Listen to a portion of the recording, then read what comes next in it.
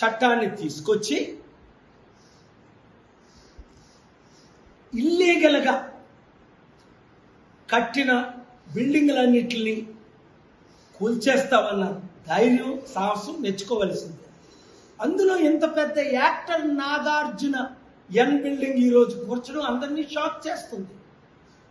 అయితే నాకు కొంతమంది మీడియా మిత్రులు ఇతరులు ప్రశ్నించింది ఏంటంటే, మీ వాళ్ళు ఎవరో 100 కోట్లు అడిగారు, ఆయన ఇవ్వలేదని కూల్చారని ఆరోపణ మాత్రమే. నేను ఆరోపించట్లేదు. 2 పొంగులేటి శ్రీనివాసరెడ్డి లాంటి వాళ్ళు, ఎమ్మెల్యేలు, ఎంపీలు, చాలా మంది మినిస్టర్లు కాంగ్రెస్ పార్టీలో కూడా ఇలాంటి పనులు చేసి ఇల్లీగల్గా కట్టారని ఆరోపణలు. నేను ఒక 30 రోజులు టైం ఇస్తాను.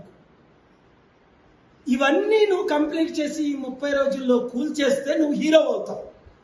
కూల్చలేదనుకో మరలా నువ్వు జీరో అవుతావు. ఎందుకంటే జగన్మోహన్ రెడ్డి చంద్రబాబు నాయుడు ప్రజా దర్బార్ని కూల్చేసినప్పుడు సీఎం అవ్వగానే 5 years బ్యాక్ అలాంటి బిల్డింగ్లు అనేకం ఉన్నాయి, ఆంధ్రప్రదేశ్లో కూల్చుతారని ప్రజలు ఆశించారు. ఆయన కూల్చలేదు, చిత్తుగా ఓడించారు. కనుక నేను అన్నది ఏంటంటే, నువ్వు హీరో అవ్వాలి అంటే చట్టం అందరికీ సమానమే. Article 14 equality. అందరి మీద చర్యలు తీసుకో. ఈ పార్టీ ఆ పార్టీ, ఈ ఎమ్మెల్యే ఆ ఎమ్మెల్యే, ఈ బిలియన్ ఆ బిలియన్ అని చూడద్దు. లేదంటే ఏ విధంగా నేను ఆల్రెడీ నీ విషయంలో 10 మంది ఎమ్మెల్యేలు బీఆర్ఎస్ వాళ్ళు ఇల్లీగల్గా నువ్వు చేర్చుకున్నందుకు తెలంగాణ హైకోర్టులో పిల్లేసానో అలాగే పిల్లేయవలసి వస్తుంది. అవి పక్కన పెడదాం రాజకీయాలు. రా, నాతో పాటు నువ్వు ఇచ్చిన మాట నెరవేర్చుకో. 100 కంపెనీలు తీసుకొద్దాం.